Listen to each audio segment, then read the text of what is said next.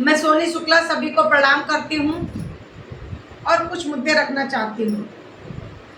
जैसा कि मैं देख रही हूँ, जो देखो वो ब्राह्मण को गाली बक रहा है, जो देखो वो सनातन पर उल्टा सीधा बोल रहा है, जो देखो हमारे ग्रंथों का अपमान कर रहा है। क्या ये सब अच्छी बातें हैं? एक मैं वीडियो देख रही थी सोशल मीडिया पर, वो फरीदाबाद का बताया जा रहा है। मैं आपको थोड़ा दिखा रही हूँ।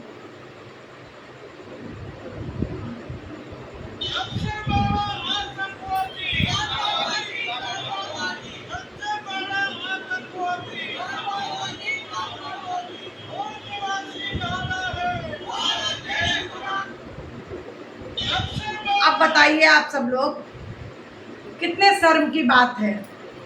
जिस हम देश में रहते हैं वो भारत देश एक है, वो सनातन धर्म है। एक कहते हैं कि भाईचारा है, हिंदू मुस्लिम सिख ईसाई हम आपस में भाई भाई ऐसा नारा करते हैं, देते हैं। और दूसरी चीज, इधर ब्राह्मण समाज के लोगों को गाली दे रहे हैं। आप ये बताइए, ये जो कह रहे हैं कि ब्राह्मण आतंकवादी हैं, ये फरीदाबाद का बताया जा रहा है, रैली निकालकर जो लोग कह रहे हैं। तो ऐसे लोगों पर मैं तो यही कहूंगी कि इन सबके खिलाफ कार्रवाई होनी चाहिए, जो ब्राह्मणों के खिलाफ ऐसा जहर उगल रहे हैं।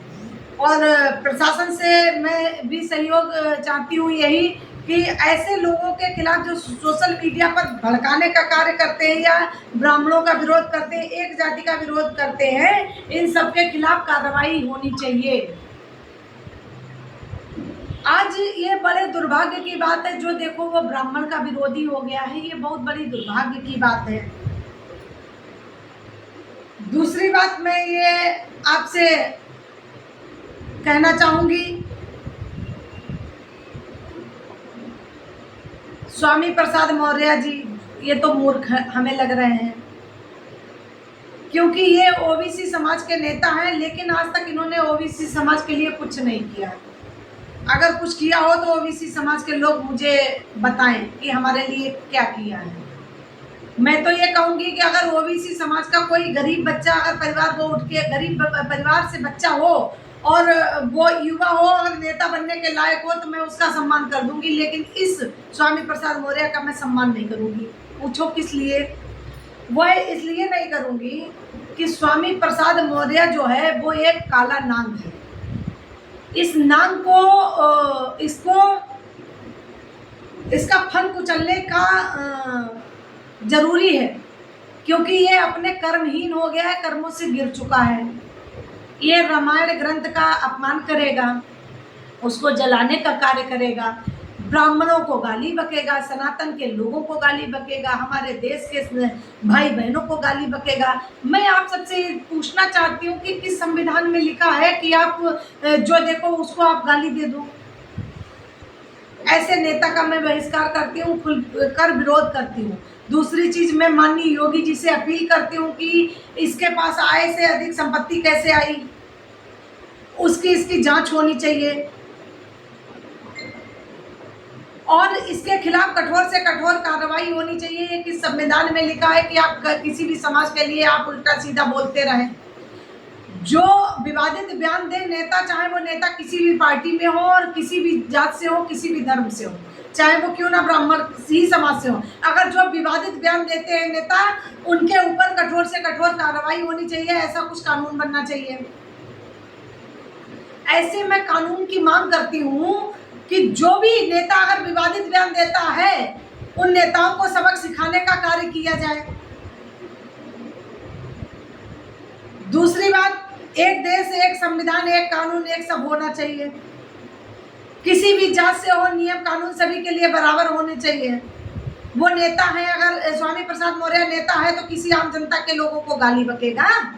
इसकी इतनी औकात कैसे पड़ गई? और रोहित द्विवेदी जी जो आज पुलिस कस्टडी में है, हमारे ब्राह्मण समाज का बेटा है, और उसने इनके थप्पड़ सिर्फ इसलिए मारा कि इसने ब्राह्मण समाज को गाली दिया। इसने अपने सनातन को, स्वामी प्रसाद मौर्य ने गाली दिया, हमारे ब्राह्मण समाज को गाली दिया। भाई कोई भी व्यक्ति हो उसका खून खोलेगा, कोई अपने समाज के लिए कब तक बर्दाश्त करेगा। मैं ऐसे वीर योद्धा का सभी से आशा करती हूँ कि सम्मान कीजिए, और हर प्लेटफॉर्म पर रोहित द्विवेदी जी की एक पोस्ट होनी चाहिए। उस बच्चे को सिर्फ ये सम्मान मिलना चाहिए कि उसने ये दिखाया कि मेरे अगर जाति के एक बार आप गाली दोगे तो तुम्हें जूते से मारा जाएगा, चाहे वो कोई भी हो और चाहे वो किसी भी समाज से हो। ऐसा समाज, ऐसा सबक सिखाने का ब्राह्मण बेटे ने एक आगाज कर दिया है। जो भी नेता अगर गलत अभद्र टिप्पणी करेगा, गलत ब्राह्मणों को गाली बकेगा, हमारे ग्रंथ का अपमान करेगा, तो ब्राह्मण समाज के एक बेटे ने, अभी तो हमारे बेटे ने स्टार्ट किया है, अभी तो माँ बाप बैठे हैं बाकी, नारी शक्ति अभी बाकी बैठी है। जो भी अभद्र टिप्पणी करे गलत नेता, उनको बस कूटने का कार्य शुरू कर दो, अपने आप सुधार कर लेंगे, अगर कानून उनको सजा नहीं देती है तो। और नहीं तो मैं आशा ऐसी करती हूँ कि उनको कानून सजा दे और दंड उनके लिए निर्धारित किया जाए। और इस स्वामी प्रसाद मौर्य ये नेता बनने के लायक नहीं, इसे तो काला मुंह करके गधे पे बैठा के घुमाना चाहिए क्षेत्र में, और इसको बहुत गलत, इसको सजा मिलनी चाहिए, इसको काला पानी कर देना चाहिए, इसे भेज देना चाहिए, इसको सिर्फ काल कोठरी में ही डाल देना चाहिए, जिससे इसको एहसास हो कि समाज में मैं किस तरीके से नेता नगरी कर रहा हूँ और किस तरीके से विवादित बयान देता हूँ। इसको पता होना चाहिए। अब हम ऐसे विवादित बयान नहीं देंगे। इस काले नाग का फल कुचल देना चाहिए, फल जरूरी है इसका कुचलना, ये बहुत हो चुका। इसकी एक गलती माफ कर दी जाए, 2 गलती माफ कर दी जाए, 3 गलती माफ कर दी जाए, इसने तो यार हद ही कर दी है। रोहित बेटा आपने बहुत अच्छा कार्य किया, मैं आपको आशीर्वाद देती हूँ और मेरा पूरा फुल सपोर्ट है आप पे, मैं फुल सपोर्ट करती हूँ।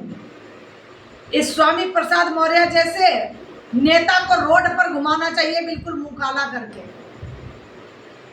मैं माननीय योगी जी से अपील करती हूँ कि इसके खिलाफ कठोर से कठोर दंड निर्धारित करके इसे सलाखों के पीछे भेजने का कार्य करें। इसकी आय से अधिक संपत्ति है, उस संपत्ति को जब्त करके इसको जमीन में मिट्टी में मिला दे, ऐसा मैं योगी जी से आशा करती हूँ। दूसरी बात, अगर सरकार हमारी बातों को नहीं सुनेगी तो स्वामी प्रसाद जहाँ मिले इसके खिलाफ जनता इसका निर्णय खुद कर लेगी, ऐसा मैं आपसे कहना चाहती हूँ। जैसे हमारे बेटे ने किया, उसने आगाज कर दिया है रोहित द्विवेदी ने, ऐसे ही अब आगाज जारी रहेगा। जो नेता अभद्र टिप्पणी करेगा उसे कूटने का कार्य शुरू कर दो। जय हिंद, जय भारत, भारत माता की जय हो। जनहित समाज सेवा समिति, सोनी शुक्ला क्रांति, लखनऊ उत्तर प्रदेश से। भारत माता की जय हो, नारी शक्ति की जय हो।